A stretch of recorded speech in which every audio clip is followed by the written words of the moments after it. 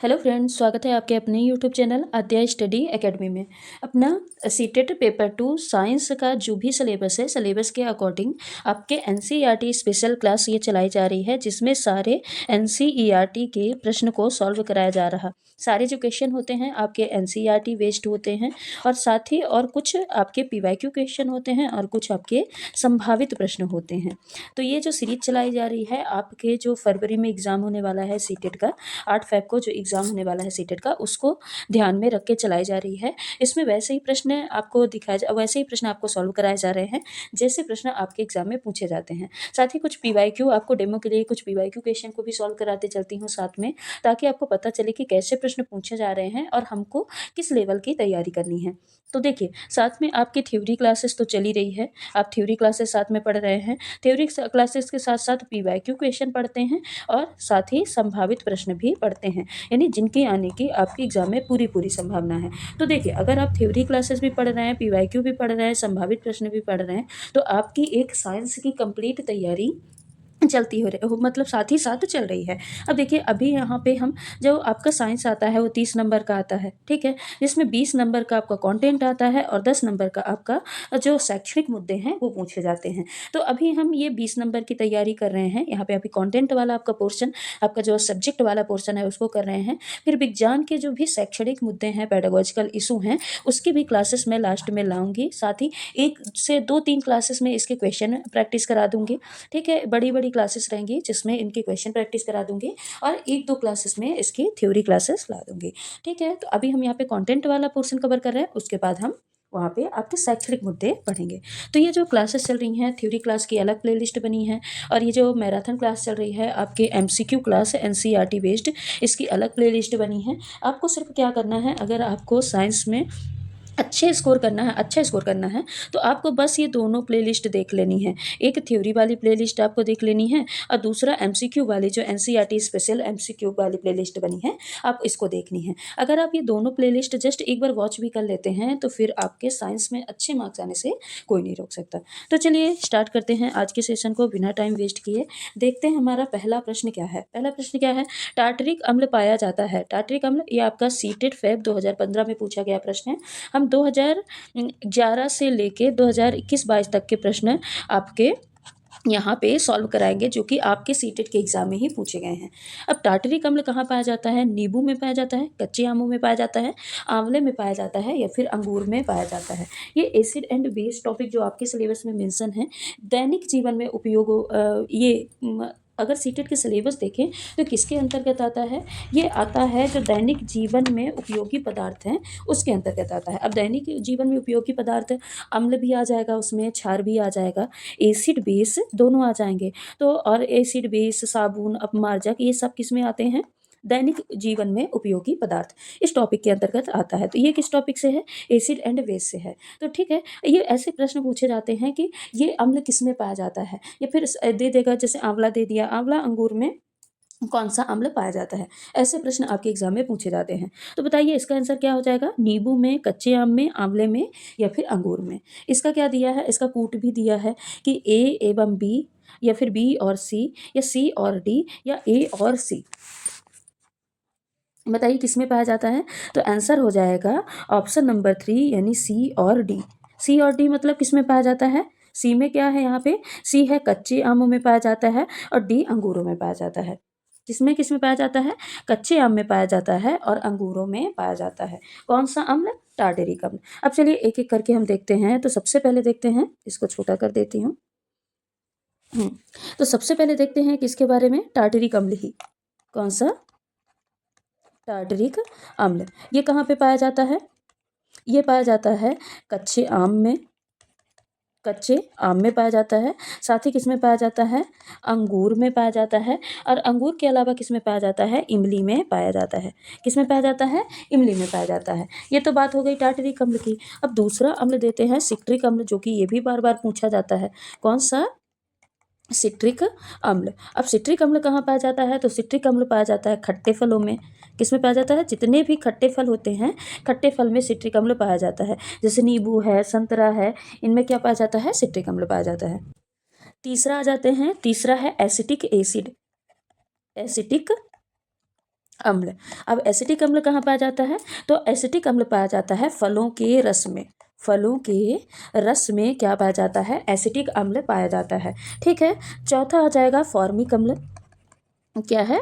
Formic acid या formic अम्ल। Formic अम्ल कहाँ पाया जाता है? लाल चींटियों के डंक में, यानी चींटियों के डंक में कौन सा अम्ल पाया जाता है?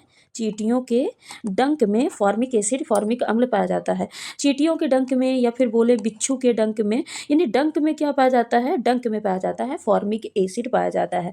लैक्टिक एसिड किस में पाया जाता है? पांचवा है लैक्टिक एसिड, लैक्टिक अम्ल। तो लैक्टिक अम्ल कहाँ पाया जाता है? तो ये दूध दही में लैक्टिक अम्ल पाया जाता है। लैक्ट मतलब क्या होता है?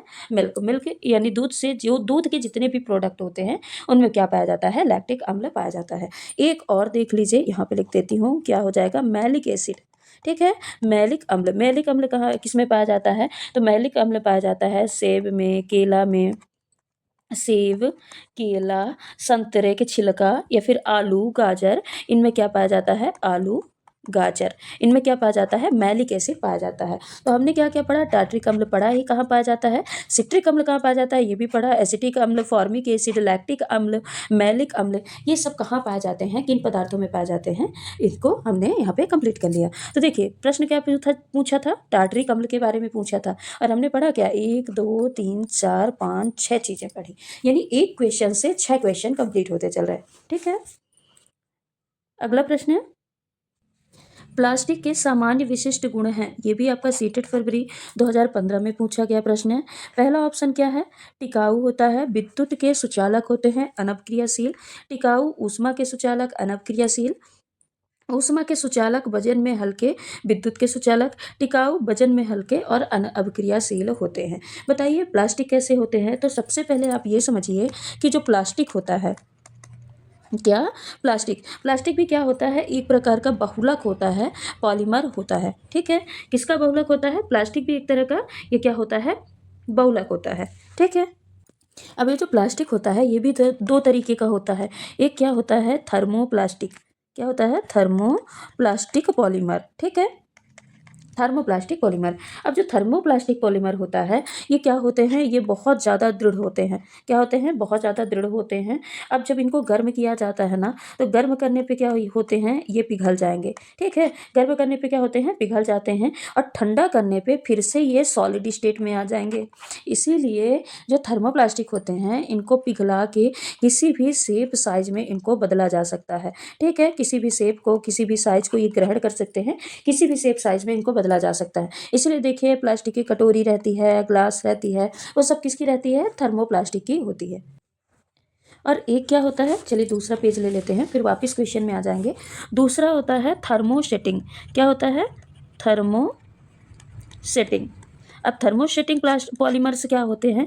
तो ये सेमी फ्लूइड होते हैं, यानी अर्ध तरल होते हैं। क्या होते हैं? अर्ध तरल।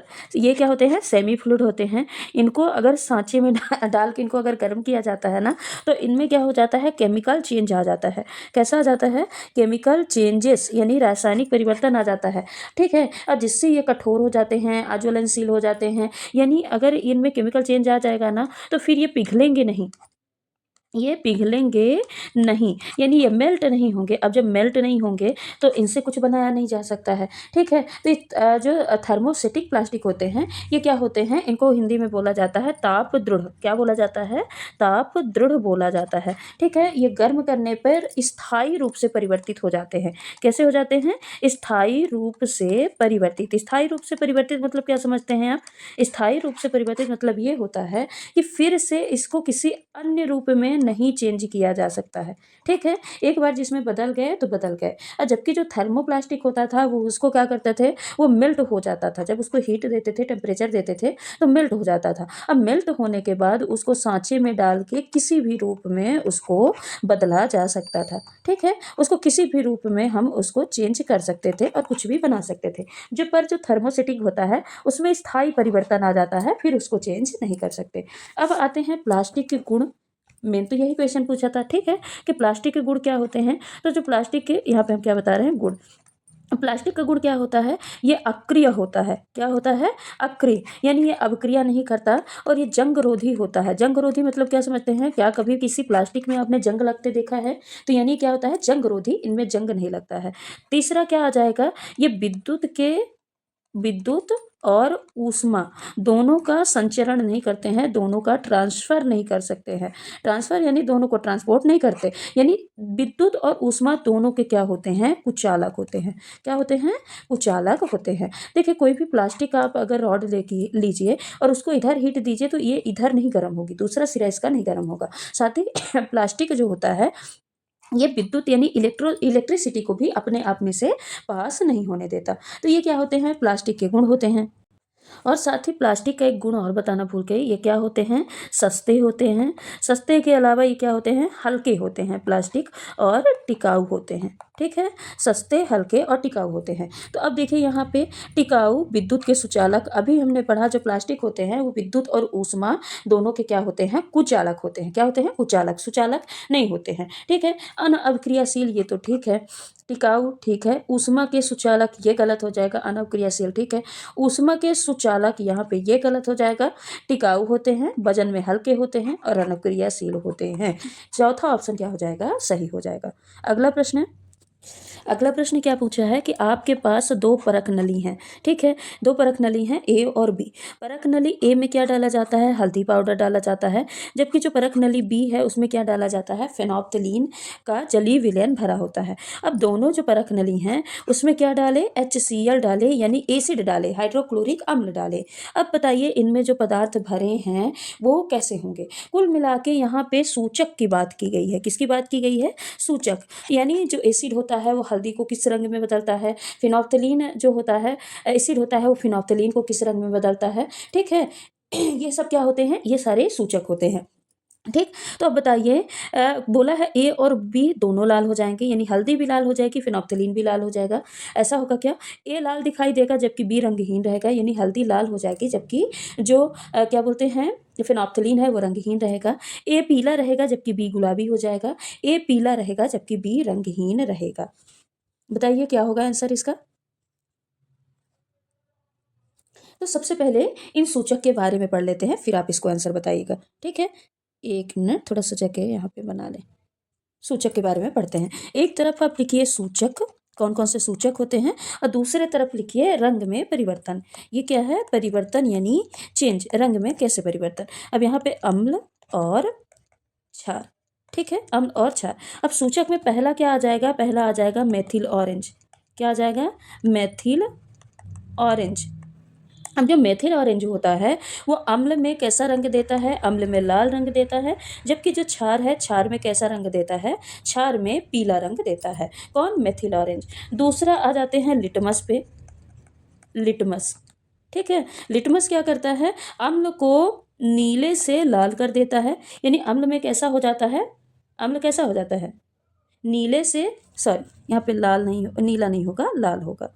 नीले से किस में बदल देता है, लाल में बदलता है। तो अम्ल में लिटमस कैसा हो जाता है, लाल हो जाता है। वहीं पे क्षार की बात करें तो क्षार में लिटमस जो पेपर होता है, लिटमस पेपर, वो नीला हो जाता है। ठीक है, अब तीसरा आ जाते हैं फिनोप्थलीन पे।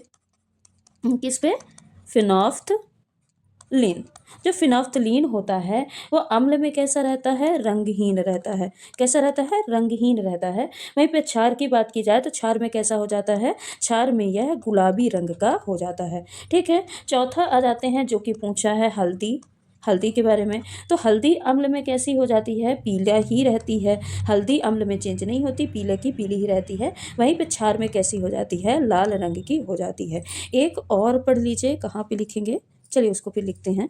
ठीक है, ऊपर करके। तो यहाँ पे क्या पूछा है, हल्दी और फिनोप्थलीन के बारे में पूछा है। तो हल्दी क्या रहेगी, अम्ल में पीली रहेगी और क्षार में लाल, पर यहाँ पे अम्ल डाला गया है तो हल्दी अम्ल में पीला, यहाँ पे पीला है और यहाँ पे पीला है। ठीक है, अब आ जाते हैं फिनोप्थलीन यानी बी के बारे में। फिनोप्थलीन अम्ल में कैसा रहता है, रंगहीन, जबकि यहाँ पे गुलाबी लिखा है, यहाँ पे रंगहीन लिखा है। तो आंसर क्या हो जाएगा, आंसर हो जाएगा ऑप्शन नंबर 4। और एक और सूचक आपको बताने के लिए बोली, तो एक और सूचक क्या हो जाएगा, पांचवा एक याद रखिएगा, China rose. China rose. China rose क्या होता है? चाइना रोज अम्ल में गहरा गुलाबी रंग देता है। कैसा देता है? गहरा गुलाबी रंग देता है। वहीं पे क्षार पे कैसा रंग देता है? क्षार पे हरा रंग देता है। अगला प्रश्न है, हमारे शरीर की प्रत्येक कोशिका में डीएनए होता है तथा प्रोटीन एवं वसा भी पाए जाते हैं। डीएनए, प्रोटीन एवं प्रोटीन में अब सब क्या समानता होती है? देखिए, जो हमारी बॉडी होती है, सभी कोशिका में डीएनए होता है और प्रोटीन भी होता है और वसा भी होता है। अब डीएनए प्रोटीन में और जो नॉर्मल प्रोटीन है, इसमें क्या समानता होती है? वैसे तो बहुत सारे डिफरेंसेस होते हैं। ऑप्शन पढ़ते हैं, सभी में अम्ल होता है, सभी अकार्बनिक होते हैं, सभी लवण होते हैं, सभी में क्षार होता है। वैसे तो बहुत सारी असमानताएं होती हैं डीएनए प्रोटीन और नॉर्मल प्रोटीन में, पर जो डीएनए प्रोटीन और प्रोटीन में एक समानता होती है कि सभी में क्या होता है? अम्ल होता है। डीएनए प्रोटीन में भी अम्ल पाया जाता है और वहीं पे नॉर्मल प्रोटीन में भी अम्ल पाया जाता है। अगला प्रश्न है, असत्य कथन को पहचानिए। यहाँ पे आपको असत्य कथन पहचानना है, कौन सा रॉन्ग है। अम्ल स्वाद में खट्टे जबकि क्षार स्वाद में कड़वे एवं स्पर्श पर साबुन के समान होते हैं, तो ये तो सही है। जो अम्ल होते हैं, एक मिनट हम एक एक ऑप्शन चुन करके दिखाते हैं, ठीक है। अम्ल जो होते हैं वो स्वाद में खट्टे होते हैं, जबकि जो क्षार होते हैं स्वाद में कड़वे होते हैं और स्पर्श पर साबुन के समान होते हैं। तो पहला क्या हो जाएगा? सही हो जाएगा। दूसरा है, अम्ल नीले लिटमस को लाल में बदलते हैं, तो सही है। जो अम्ल होते हैं ना, अम्ल हमेशा नीले लिटमस को किस में बदल देता है? लाल में। इसको हमने ट्रिक से याद किया था, अनिल। अनिल मतलब मतलब क्या होता है? अम्ल। अन्नी मतलब हो जाता है नीला, क्या हो जाएगा? नीला, बड़ा नहीं होगा। और ला मतलब क्या हो जाएगा? लाल। यानी अम्ल क्या करते हैं? नीले लिटमस को लाल में बदलते हैं। वहीं पे जो क्षार होते हैं वो लाल लिटमस को क्या कर देते हैं? नीला कर देते हैं। ठीक है, ये भी ऑप्शन सही है। तीसरा है, पदार्थ के विलयन जो अम्ल क्षार एवं उदासीन विलयन में भिन्न रंग दर्शाते हैं, क्या कहलाते हैं? सूचक। अभी हमने सूचक के बारे में पढ़ा है, तो सही है कि पदार्थ के वो विलयन जो अम्ल क्षार एवं उदासीन विलयन में जो भिन्न भिन्न रंग को दर्शाते हैं, वो क्या कहलाते हैं? सूचक कहलाते हैं। तो ए, बी और सी तीनों सही ऑप्शन है। चौथा क्या है? एक अम्ल एवं क्षार एक दूसरे को उदासीन करके लवण बनाते हैं। यहाँ तक तो स्टेटमेंट बिल्कुल करेक्ट है, चारों करेक्ट है क्या? एक अम्ल एवं क्षार एक दूसरे को उदासीन करके लवण बनाते हैं और यह लवण हमेशा उदासीन होता है। यहाँ पे गलत कर दिया। जरूरी नहीं कि जो लवण बनेगा वो हमेशा हमेशा कैसा रहेगा? उदासीन ही रहेगा। ठीक है, ये एक दूसरे को उदासीन करके लवण जरूर बनाते हैं, पर यह लवण हमेशा उदासीन होगा, ये सही नहीं है। तो ऑप्शन क्या यहाँ पे कूट क्या दिया है? ए और डी, बी और सी, केवल डी। तो आंसर क्या हो जाएगा? केवल डी हो जाएगा। आंसर क्या हो जाएगा? केवल डी, क्योंकि ए भी सही था और बी भी सही था और सी भी क्या था? सही था। अगला प्रश्न है, माना आप एक किसान हैं तथा आप एक काली मिट्टी वाले स्थान पर रहते हैं। यदि अपने खेत में फाइबर लब्धि वाले पौधे के आपके क्षेत्र का वातावरण गर्म है एवं आप उगाना चाहते हैं, तो आप किसे मुख्यतः चुनेंगे? ये पूछा है कि मान लीजिए आप एक किसान हैं और आप एक काली मिट्टी वाले स्थान पर रहते हैं, ऐसे स्थान पर रहते हैं जहाँ पे काली मिट्टी पाई जाती है। अपने खेत में फाइबर लब्धि वाले पौधे को, आपके क्षेत्र में वातावरण गर्म है अगर, तो आप क्या करेंगे? अपने खेत में फाइबर वाले पौधों को उगाना चाहते हैं। अब बताइए आप कौन सा पौधा उगाएंगे? ठीक है, कोकोनट का उगाएंगे, रेयॉन का उगाएंगे, जूट का उगाएंगे या फिर कॉटन का उगाएंगे? तो देखिए, तीन चीजें दिया है। एक तो दिया है कि कैसी मिट्टी है? काली मिट्टी है। ठीक है, मिट्टी कैसी है? काली है। दूसरा क्या दिया है? स्थान जो है वो कैसा है? गर्म है। ठीक है, और हमको फाइबर उगाना है। तो देखिए, ये किसके लिए सटीक बैठता है? काली मिट्टी और गर्म स्थान। ये किसके लिए सटीक बैठता है? कॉटन के लिए, क्योंकि कॉटन या फिर रुई उगाने के लिए मतलब इसकी वृद्धि के लिए, इसको उगाने के लिए, अच्छे से उगाने के लिए काली मिट्टी होनी चाहिए। ये काली मिट्टी वाले क्षेत्र में उगता है। और दूसरा क्या होना चाहिए? टेम्परेचर गर्म होना चाहिए। कैसा होना चाहिए? टेम्परेचर गर्म होना चाहिए। यानी ये गुजरात वाला जो वातावरण है ना, गुजरात के आसपास के क्षेत्रों में ये क्या किया जाता है? कपास उगाया जाता है। ठीक है। जिनको क्या बोलते हैं? जिनको कॉटन वॉल्स भी बोला जाता है। क्या बोला जाता है? Cotton balls. क्या बोला जाता है? कॉटन बॉल्स बोला जाता है। ठीक है, और ये जो रुई होते हैं, कॉटन होते हैं, ये क्या होते हैं? ग्लूकोज के बहुलक होते हैं। क्या होते हैं? ग्लूकोज के पॉलीमर या फिर बहुलक होते हैं। ठीक है, ये किसके बारे में हो गया? कॉटन के बारे में हो गया। अब पढ़ते हैं जूट और रेयॉन के बारे में। अब जो जूट है, कौन? जूट। ठीक है। जो जूट है, जूट के पौधे, ये जो जूट कहाँ से प्राप्त किया जाता है? पौधे के तने से प्राप्त किया जाता है। सबसे पहले तो आप ये, हाँ, जो क्या था, रुई, कॉटन पढ़ रहे थे। कॉटन किससे प्राप्त किया जाता था? कॉटन फल से प्राप्त किया जाता था। किस, ठीक है, कौन? कॉटन, ये फल से प्राप्त किया जाता था। जबकि जो जूट है ये तने के रेशे से बनता है। और जूट कहाँ उगाया जाता है? तो जूट हमारे देश में, हमारे इंडिया में कहाँ पे उगाया जाता है? बिहार में। कहाँ कहाँ उगाया जाता है? बिहार में उगाया जाता है, वेस्ट बंगाल यानी पश्चिम बंगाल में उगाया जाता है, और असम में जूट की खेती की जाती है। ठीक है। इसमें क्या करते हैं, जो पौधा होता है ना, पौधे के तने को पानी में भिगो कर रख देते हैं।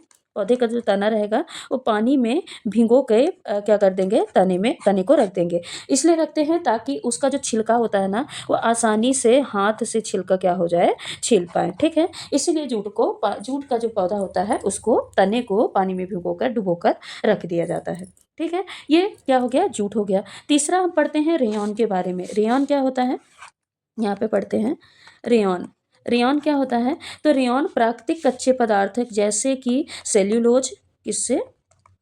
सेल्यूलोज, सेल्यूलोज के मतलब केमिकल रिएक्शन से जो उसका रासायनिक उपचार किया जाता है। क्या किया जाता है? रासायनिक उपचार, केमिकल ट्रीटमेंट के द्वारा रेयॉन को बनाया जाता है। किसके? सेल्यूलोज के। ठीक है।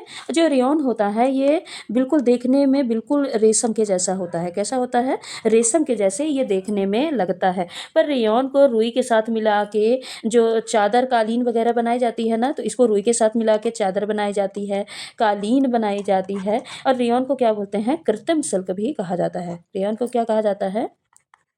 कृत्रिम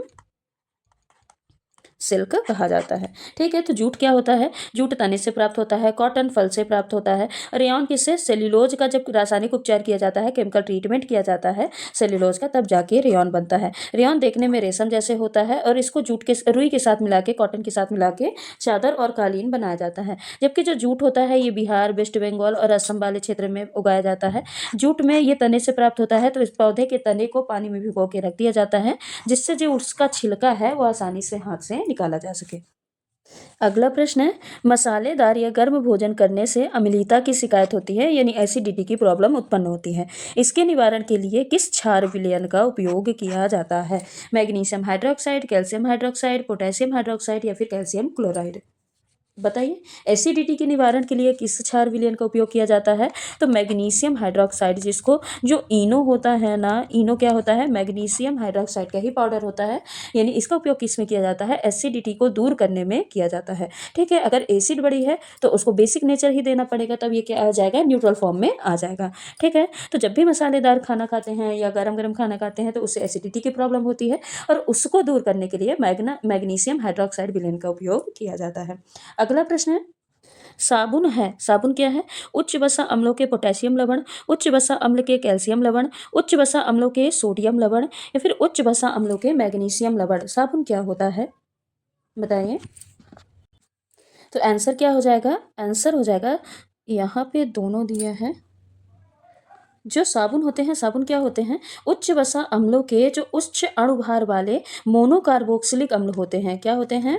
मोनो कार्बोक्सिलिक अम्ल। तो मोनोकार्बोक्सिलिक अम्ल के क्या होते हैं? सोडियम तथा पोटेशियम, सोडियम तथा पोटेशियम लवण होते हैं। क्या होते हैं?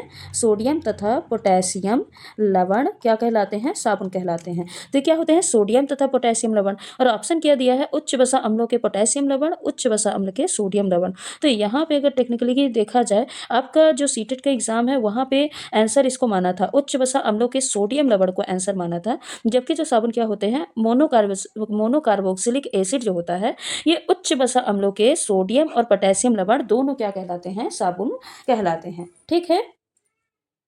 हाँ। और इसमें उपयोग किया जाता है, साबुन के फॉर्मेशन में किसका उपयोग किया जाता है? तो इसमें ग्लिसरॉल का उपयोग किया जाता है। किसका? ग्लिसरॉल। साबुन निर्माण में सह उत्पाद के रूप में प्राप्त होने वाला यौगिक है। जब साबुन निर्माण किया जाता है, साबुन का फॉर्मेशन किया जाता है, तब सह उत्पाद के रूप में कौन सा यौगिक प्राप्त होता है? क्या प्राप्त होता है? स्टेरेट, सोडियम बेंजोएट, ग्लिसरॉल या फिर सोडियम हाइड्रोक्साइड। तो देखिए क्या होता है, जब वसा वसा वसा का फॉर्मूला क्या हो जाएगा, इसका थोड़ा लंबा है, ध्यान रखिएगा। CH2O CO C17H35, ठीक है। और CHOCOC17H35, CH2OCOC17H35, ठीक है। जब इसको किसके साथ मिलाएंगे, इसको मिलाएंगे सोडियम हाइड्रोक्साइड 3NaOH के साथ जब मिलाया जाएगा तब बनेगा क्या, तब बनेगा ग्लिसरॉल बनेगा। CH2OH CHOH और CH2OH, ठीक है। CH2OH CHOH और CH2OH यानी ग्लिसरॉल बनेगा। साथ ही निकलेगा क्या, इसको यहाँ पे लिख देते हैं 3C17H35 COO का क्या होगा, फॉर्मेशन होगा। यानी ये क्या है, ये है साबुन, ये क्या है साबुन, और ये क्या है ग्लिसरॉल, ये क्या है ग्लिसरॉल, ठीक है। तो जब साबुन का निर्माण किया जाता है तब सह उत्पाद के रूप में किसका निर्माण होता है, एक तो साबुन, एक तो मेन प्रोडक्ट साबुन का निर्माण होगा, और सह उत्पाद यानी उसके साथ किसका निर्माण होता है, तो उसके साथ ग्लिसरॉल का निर्माण होता है। तो यहाँ पे आंसर क्या हो जाएगा, आंसर हो जाएगा ग्लिसरॉल। अगला प्रश्न क्या है, अपमार्जक रासायनिक रूप से मिलकर बने होते हैं। अपमार्जक किससे मिलकर बने होते हैं, पेट्रोलियम हाइड्रोकार्बन से, केरोसिन से, साबुन से, ऑक्सैलिक अम्ल से। बताइए अपमार्जक किससे मिलकर बने होते हैं, आंसर क्या हो जाएगा, आंसर हो जाएगा पेट्रोलियम हाइड्रोकार्बन से। अपमार्जक किससे मिलकर बने होते हैं, पेट्रोलियम, अपमार्जक रासायनिक रूप से पेट्रोलियम हाइड्रोकार्बन से मिलकर बने होते हैं। अगला प्रश्न है, भेड़ के शरीर से त्वचा की पतली परत के साथ फ्लीज का पृथक्करण क्या कहलाता है, ठीक है। भेड़ के शरीर से त्वचा की पतली परत के साथ फ्लीज का पृथक्करण क्या कहलाता है, वूल यील्डिंग, रियरिंग, सियरिंग या फिर ग्रोइंग, क्या कहलाता है। तो देखिए जब ऊन प्राप्त किया जाता है, जो ऊन है या फिर वूल है, ठीक है, वूल कैसे प्राप्त किया जाता है, तो ये कुछ जानवर जैसे भेड़ है, ठीक है, बकरी, याक, भेड़, बकरी, याक, इनके बाल से, मतलब इनके जिनमें क्या होते हैं, घने मुलायम बाल पाए जाते हैं, तो इनके बाल से ही क्या किया जाता है, ऊन का निर्माण किया जाता है, ऊन प्राप्त होता है, ठीक है। और भारत में जम्मू कश्मीर, हिमाचल प्रदेश, उत्तराखंड, पंजाब, ये क्या है, ऊन प्राप्त करने के ये सर्वश्रेष्ठ क्षेत्र हैं। यहाँ से सबसे ज़्यादा ऊन का उत्पादन यहाँ पे किया जाता है, ठीक है। पर ऊन प्राप्त करने के लिए सबसे पहले क्या किया जाता है, अच्छी किस्म की भेड़ को चुना जाता है। अच्छी किस्म की भेड़ से मतलब क्या समझते हैं, कि जिन पर मुलायम अच्छे बालों की मोटी परत हो, जो परत जिनके बाल क्या हो, मुलायम हो, मुलायम के साथ साथ बिल्कुल अच्छे बाल की मोटी परत हो। ये नहीं कि कहीं कहीं बाल पाए जा रहे हैं, घने एवं मुलायम मोटी परत के क्या हो, बाल हो, ठीक है। फिर भेड़ की त्वचा को क्या करेंगे, पृथक करेंगे। जो भेड़ की त्वचा को पृथक करते हैं ना, उसको क्या बोला जाता है, उसको बोला जाता है सियरिंग। और यही इसमें पूछा है कि भेड़ की त्वचा की पतली परत के साथ फ्लीज का पृथक्करण करना, ये क्या कहलाता है, सियरिंग कहलाता है। उसके बाद क्या किया जाता है, स्कोरिंग की प्रक्रिया की जाती है, किसकी, स्कोरिंग की। स्कोरिंग में क्या होता है, इस प्रक्रिया में जो भी शेयर्ड स्क्रीन है, जिनको शेयरिंग अभी किए हैं, जिनको पृथक किए हैं, इनको क्या किया जाता है, साफ किया जाता है, उसको क्या किया जाता है, साफ किया जाता है। तो आप ये दो प्रोसेस शेयरिंग और स्कोरिंग, इसको याद रखिएगा, ठीक है। पहले क्या किया जाता है, भेड़ को चुना जाता है, ऐसे भेड़ को चुना जाता है जिसके जो फर हैं, जिनकी जो ऊपरी परत है वो क्या है, बाल हैं, वो मुलायम हो, मुलायम के साथ जो परत है वो मोटी हो। फिर उसको चुन के उसका शेयरिंग किया जाता है, यानी उसके ऊपरी परत का, पतली परत को पृथक किया जाता है। उसके बाद स्कोरिंग होता है। स्कोरिंग मतलब जो भी शेयर्ड स्किन है उसको क्या किया जाता है, साफ किया जाता है। अगला प्रश्न है, रामू एक किसान है जिसके खेत की मिट्टी काली है एवं मौसम गर्म है। वह अपने खेत में किस प्रकार के रेशे प्रदान करने वाले पौधों को उगा सकता है। ये अभी अभी प्रश्न पीछे पूछ चुके हैं, जूट, कॉटन, कोकोनट या फिर ऊन। तो आंसर क्या हो जाएगा यहाँ पे, कॉटन, मिट्टी काली और मौसम क्या है, गर्म। अभी अभी इसको हम पढ़ चुके हैं, रिपीट हो गया है प्रश्न। अगला प्रश्न है, रेयॉन के निर्माण में प्रयुक्त कच्चा पदार्थ है ग्लूकोज, सेल्यूलोज, फ्रक्टोज या फिर सुक्रोज। रेयॉन के निर्माण में कौन सा कच्चा पदार्थ प्रयुक्त होता है। अभी हमने पढ़ा है, जब रेयॉन के बारे में डिटेल पढ़ रहे थे, कि रेयॉन के निर्माण में सेल्यूलोज का उपयोग किया जाता है। ये सेल्यूलोज के रासायनिक उपचार, क्या, रासायनिक उपचार के द्वारा क्या किया जाता है, रेयॉन का निर्माण किया जाता है। ठीक है, रेयॉन बिल्कुल रेशम के जैसे दिखता है और इसको रुई के साथ मिला के गलीचे कालीन वगैरह बनाए जाते हैं और रेयॉन को ही क्या बोला जाता है, आर्टिफिशियल फाइबर बोला जाता है। क्या बोला जाता है, आर्टिफिशियल फाइबर। आर्टिफिशियल फाइबर इसको बोला जाता है। अगला प्रश्न है, टैडपोल के कायांतरण के लिए जल में निम्नलिखित में से किस तत्व की उपलब्धता आवश्यक है। ये आपका सीटेट जुलाई 2013 फरवरी 2011 दोनों में ये प्रश्न पूछा गया था। देखिए ये 2 बार प्रश्न आपका रिपीट हुआ है कि टैडपोल के कायांतरण के लिए यानी जो रूप परिवर्तन करता है किस तत्व की आवश्यकता होती है, क्लोरीन की, ब्रोमीन की, सल्फर की, या फिर आयोडीन की। तो किस तत्व की आवश्यकता होती है, टैडपोल के कायांतरण के लिए आयोडीन की आवश्यकता होती है। किस तत्व की, आयोडीन की। अगला प्रश्न है, नीचे दिए गए पर्दों के विभिन्न संयोजन से जंतु कोशिका के संदर्भ में पदों का कौन सा संयोजन सही है। कुल मिला के पूछा है कि कौन कौन सी चीज़ें जंतु कोशिका में पाई जाती हैं। सीटेट जुलाई 2013 में पूछा गया प्रश्न है। केंद्रक, प्लास्टिड, कोशिका झिल्ली, कोशिका भित्ति। केंद्रक क्रोमोसोम, राइबोसोम, कोशिका भित्ति। कोशिका झिल्ली क्रोमोसोम, राइबोसोम, माइटोकॉन्ड्रिया। कोशिका झिल्ली, राइबोसोम, क्लोरोप्लास्ट यानी हरित लवक या फिर माइटोकॉन्ड्रिया। तो सबसे पहले यहाँ पे देख लेते हैं, ये मान लेते हैं यहाँ पे क्या है, सेल ऑर्गेनल। क्या हो जाएगा, सेल ऑर्गेनल्स। अब यहाँ पे क्या हो जाएगा, प्लांट सेल, और यहाँ पे मान लीजिए एनिमल सेल। क्या है, एनिमल। ठीक है, अब यहाँ पे देखेंगे कौन सा सेल ऑर्गेनल प्लांट में पाया जाता है और कौन सा एनिमल में पाया जाता है। तो सबसे पहले आ जाते हैं सेल वॉल यानी कोशिका भित्ति। ये प्लांट सेल में पाई जाती है, एनिमल कोशिका में, एनिमल सेल में नहीं पाई जाती है। ठीक है, केंद्रक, केंद्रक, केंद्रक किस में पाया जाता है, केंद्रक प्लांट सेल में भी पाया जाता है। पाया जाता है कि नहीं पाया जाता, बताइए। पाया जाता है, ये प्लांट सेल में भी पाया जाता है और एनिमल सेल में भी पाया जाता है। तारक काय, तारक काय, तारक काय, तारक काय किस में पाया जाता है, तारक काय प्लांट सेल में नहीं पाया जाता है जबकि एनिमल सेल में पाया जाता है। लवक यानी प्लास्टिड, लवक किस में पाया जाता है, प्लांट सेल में पाया जाता है जबकि एनिमल सेल में नहीं पाया जाता है। रिक्तिका, वैक्यूल्स, बताइए वैक्यूल्स के बारे में। तो जो रिक्तिका होती है ये प्लांट सेल और एनिमल सेल दोनों में पाई जाती है। प्लांट सेल में सिंगल पाई जाती है पर बड़ी पाई जाती है, एनिमल सेल में छोटी पाई जाती है पर बहुत ज़्यादा संख्या में पाई जाती है। ठीक है, माइटोकॉन्ड्रिया, माइटोकॉन्ड्रिया किस में पाया जाता है, पादप सेल में भी पाया जाता है और एनिमल सेल में भी पाया जाता है, बस इसमें कम संख्या में और इसमें अधिक संख्या में पाया जाता है। लाइसोसोम, लाइसोसोम किस में पाया जाता है, लाइसोसोम मेनली ये एनिमल सेल में पाया जाता है, प्लांट सेल में अनुपस्थित रहता है, या फिर कह सकते हैं कि कभी कभी क्या पाया जाता है, लाइसोसोम कहीं कहीं दुर्लभ रूप में पाया जाता है। ठीक है, तो यहाँ पे दिया है, यहाँ पे जंतु कोशिका के बारे में पूछा है। अब बताइए क्या प्लास्टिड जंतु कोशिका में पाया जाता है, लवक जंतु कोशिका में पाया जाता है, तो नहीं पाया जाता। अभी हमने यहाँ पे पढ़ा केंद्रक, क्रोमोसोम, राइबोसोम, कोशिका भित्ति। क्या कोशिका भित्ति पाई जाती है, एनिमल सेल में नहीं पाई जाती, अभी हमने पढ़ा। तो ये दोनों क्या हो जाएंगे, गलत हो जाएंगे।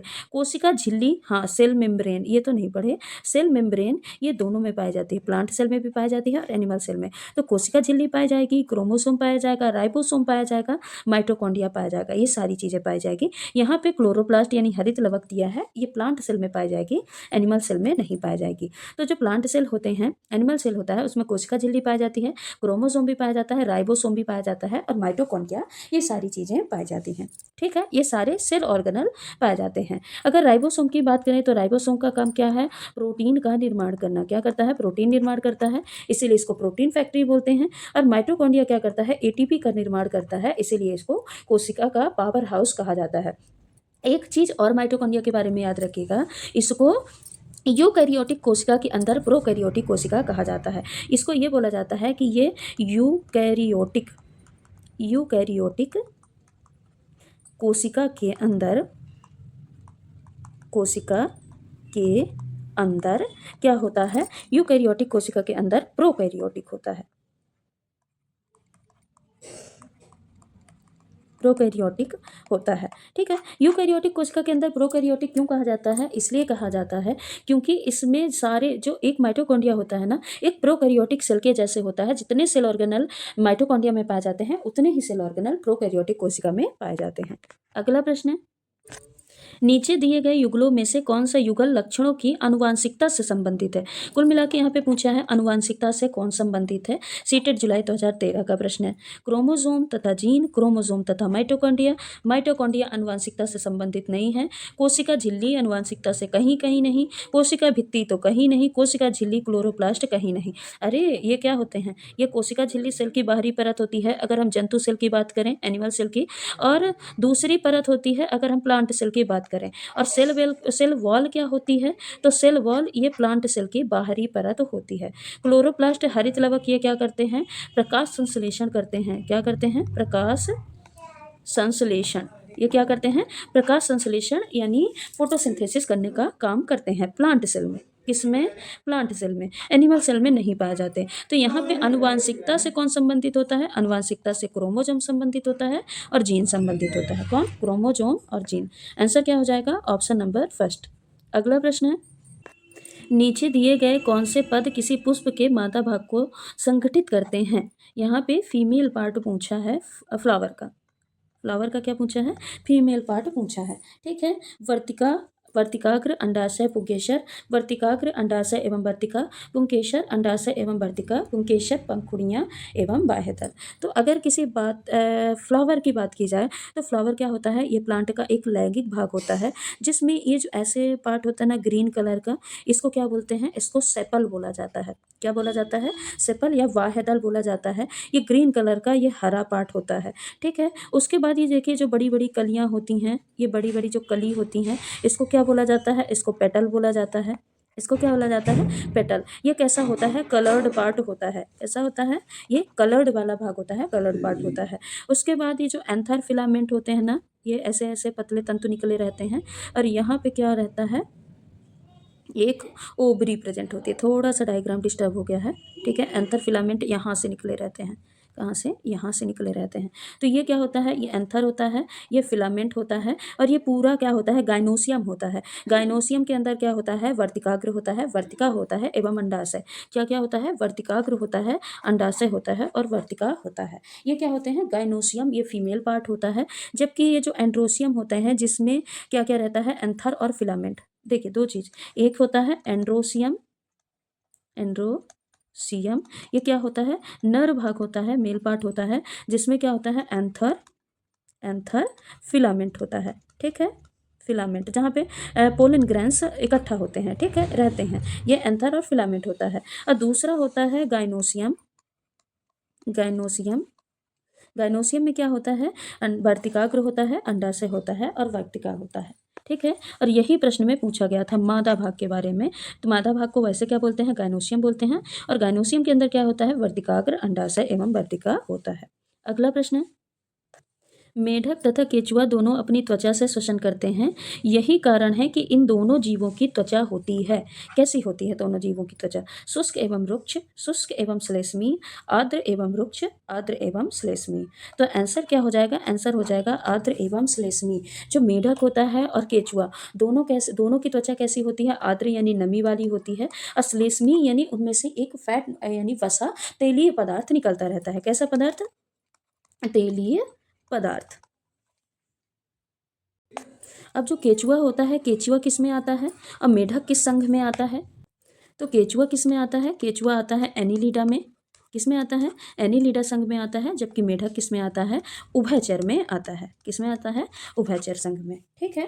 फिर बाद में जब ये थ्योरी क्लासेस अगर आप देखेंगे ना, तो थ्योरी क्लासेस में पूरा डिटेल में बताया है कि एनीलिडा संघ के जो जीव होते हैं उनके क्या सिम्टम्स होते हैं, कैसे दिखते हैं, श्वसन तंत्र उनका कैसा होता है, एक्सक्रीटरी सिस्टम कैसा होता है, और उभयचर के बारे में पूरा एक सारे संघों को पढ़ाया गया है। मोलस्का है, एकाइनोडर्मेटा, हेमिकॉर्डेटा, कॉर्डेटा, इन सभी के बारे में आपकी क्लास अपलोड की हुई है। अगला प्रश्न है, एक मिनट, नीचे दिए गए कथनों का अध्ययन कीजिए। ठीक है। प्रोकैरियोटिक में केंद्रक नहीं होते। एक कोशिकीय जीव में एकल कोशिका सभी कार्य करती है। नीले हरे शैवाल प्रोकैरियोटिक के उदाहरण हैं। यूकैरियोटिक में केंद्रक झिल्ली सहित सुसंगठित केंद्रक नहीं होता है। यहाँ पे कुल मिला के आपको ये पूछा है, सत्य कथन की पहचान कीजिए कि इनमें से 4 कथनों में से कौन कौन से कथन सही हैं। तो प्रोकैरियोटिक में केंद्रक नहीं होता, सही है। यहाँ पे प्रोकैरियोटिक जो सेल होती हैं उनमें केंद्रक नहीं होता। उनके जगह पे क्या पाया जाता है? नेकेड डीएनए पाया जाता है। कैसा डीएनए? एक डीएनए, खुला डीएनए ऐसे बिखरा हुआ पाया जाता है केंद्रक की जगह पे। एक कोशिकीय जीव में एकल कोशिका ही सभी कार्य करती है, नाम से ही क्लियर है। अगर एक कोशिकीय जीव है जैसे अमीबा और पैरामीशियम होते हैं तो इस पे एक ही कोशिका सभी कार्य को करती है। नीले हरे शैवाल ये प्रोकैरियोटिक के उदाहरण है, बिल्कुल सही। जो ब्लू ग्रीन एल्गी होती है वो प्रोकैरियोटिक सेल का ही एग्जाम्पल होती है। जबकि जो यूकैरियोटिक में केंद्रक झिल्ली सहित सुसंगठित केंद्रक नहीं होता, ये गलत है। होता है, अगर यहाँ पे नहीं होता तब ये क्या होता है, स्टेटमेंट सही होता। यूकैरियोटिक में केंद्रक झिल्ली सहित एकदम सुसंगठित वेल डेवलप्ड केंद्रक पाया जाता है। ठीक है, अब यहाँ पे कूट दिया है कि 1, 2 एंड 4 सही है, सेकेंड, थर्ड और फोर्थ सही है, फर्स्ट, सेकेंड और थर्ड सही है, या फर्स्ट, सेकेंड और फोर्थ सही है। तो अभी हमने देखा पहला सही था, दूसरा सही था और तीसरा सही था। फोर्थ ऑप्शन क्या था, गलत था। ठीक है, फोर्थ ऑप्शन में क्या बोला था कि यूकैरियोटिक में केंद्रक झिल्ली सहित मतलब केंद्रक नहीं पाया जाता, जबकि यूकैरियोटिक सेल में केंद्रक वेल डेवलप्ड केंद्रक पाया जाता है। अगला प्रश्न क्या है, अमीबा के पादाप किसमें सहायता करते हैं। जो सीलिया फ्लैचेला चलने वाले जो ऑर्गन होते हैं किसमें सहायता करते हैं, केवल मूवमेंट देते हैं यानी गति प्रदान करते हैं, गति एवं भोजन पकड़ने दोनों में सहायता करते हैं, केवल और केवल भोजन का आभास कराने में, केवल भोजन पकड़ने में। तो अमीबा में जो ऐसे पादाप पाए जाते हैं यानी जो सीलिया फ्लैचेला बोलेंगे जो पाए जाते हैं, ये किस में काम करते हैं, तो ये जो पाए जाते हैं पादाप ये किस में काम करते हैं, तो ये गति भी देते हैं यानी मूवमेंट करने में भी सहायता करते हैं, साथ ही ये क्या करते हैं, भोजन को पकड़ने में भी सहायता करते हैं। ठीक है, तो अमीबा के पादाप किस में सहायता करते हैं, तो गति देने में भी सहायता करते हैं और भोजन को पकड़ने में भी सहायता करते हैं। तो ये रहे आज के प्रश्न। 20 प्रश्न भले ही थे, पर 20 प्रश्नों में एक प्रश्न में लगभग 3 से 4 प्रश्नों को हमने सॉल्व किया है। तो अगर 20 प्रश्न में हम ऑन एवरेज 3 भी लगाएं तो लगभग 60 to 70 क्वेश्चन हम एक क्लास में सॉल्व किए हैं। एक 40 to 45 मिनट की क्लास में हम 60 से लेकर 70 क्वेश्चन सॉल्व किए हैं। तो ये क्लासेस आपके लिए बहुत इंपॉर्टेंट है। हम थ्योरी क्लासेस भी पढ़ रहे हैं, थ्योरी के साथ साथ देख रहे हैं PYQ क्वेश्चन को भी सॉल्व कर रहे हैं, साथ ही संभावित प्रश्नों को भी सॉल्व कर रहे हैं। ठीक है, तो एक देखा जाए तो एक आपकी साइंस की कंप्लीट तैयारी हो रही। जो आपका पेपर 2 है सीटेट का, तो पेपर 2 साइंस की एक कंप्लीट तैयारी हो रही। जो स्ट्रेटजी मैंने फॉलो किया था अपने एग्जाम के टाइम पे, वही स्ट्रेटजी उसी तरीके से मैं आपको भी पढ़ाने का ट्राई कर रही, ताकि आपका भी फर्स्ट अटेम्प्ट में सीटेट क्लियर हो जाए। तो चलिए आज की क्लास को यहीं पे समाप्त करते हैं। चैनल पे नए हैं तो चैनल को सब्सक्राइब कर लीजिएगा, वीडियो को लाइक कर दीजिएगा और नई वीडियो का नोटिफिकेशन पाने के लिए बेल आइकन को जरूर प्रेस करिएगा। धन्यवाद।